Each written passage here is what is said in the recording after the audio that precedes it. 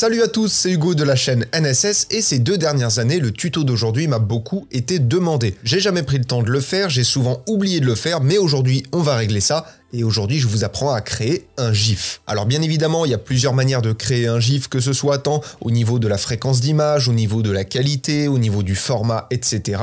Aujourd'hui, je vais vous montrer la méthode la plus simple possible et bien évidemment, selon votre cas, vous adapterez quelques paramètres, mais vous allez voir, c'est vraiment très simple. La première chose que je vais faire dans Premiere Pro, c'est que je vais créer une séquence spécifique pour mon GIF. Donc dans le panneau projet, je vais faire un clic droit, je vais aller dans Nouvel élément, séquence, je renomme ma séquence GIF dès le début et dans les réglages, je vais me mettre une résolution de 1080 par 1080 pour avoir une image carrée. Ceci étant fait, je fais OK.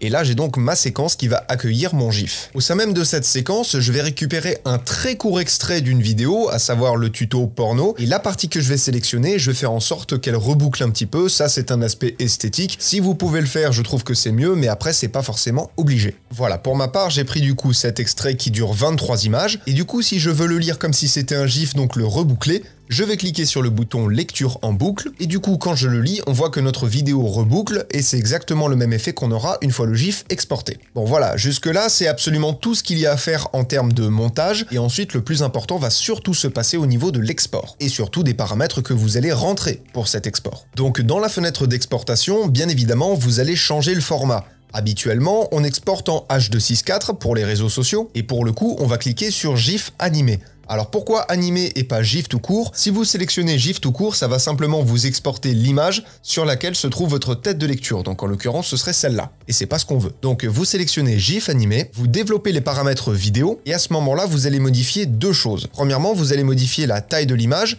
et ce pour 2 raisons. La première, c'est que la plupart du temps, dans l'esthétique d'un GIF, tout du moins dans l'esthétique le plus populaire, la qualité est pas forcément la plus folle. Ça, c'est la première raison, mais la seconde raison qui est beaucoup plus liée à un aspect technique, logique et pratique, c'est que quand vous allez utiliser un GIF, par exemple sur WhatsApp, vous avez besoin que le GIF soit relativement léger pour que ça s'exporte facilement et que ça se lise facilement. Donc pour ça, par exemple, on va passer la résolution de 1080 à seulement 300, ça suffira amplement. Et ensuite, on va modifier la fréquence d'image, toujours pour les 2 mêmes raisons, l'aspect esthétique et l'aspect technique. Pour le coup, je vous conseille de mettre 10 images par seconde, on n'a pas forcément besoin de plus, et encore une fois, on retrouve ce côté esthétique de GIF très connu. Une fois que les paramètres sont rentrés, vous pouvez exporter votre GIF, et une fois que cela est fait, vous avez votre GIF, et si vous l'ouvrez pour voir ce que ça donne, vous devez avoir quelque chose comme ça. Vous avez un court extrait en loop, avec une résolution réduite et une fréquence d'image réduite. Voilà, c'est vraiment hyper simple, c'est vraiment hyper rapide, et à titre personnel, quand vous avez un serveur Discord dédié, ça peut être intéressant d'avoir vos propres GIFs pour avoir un petit peu d'originalité.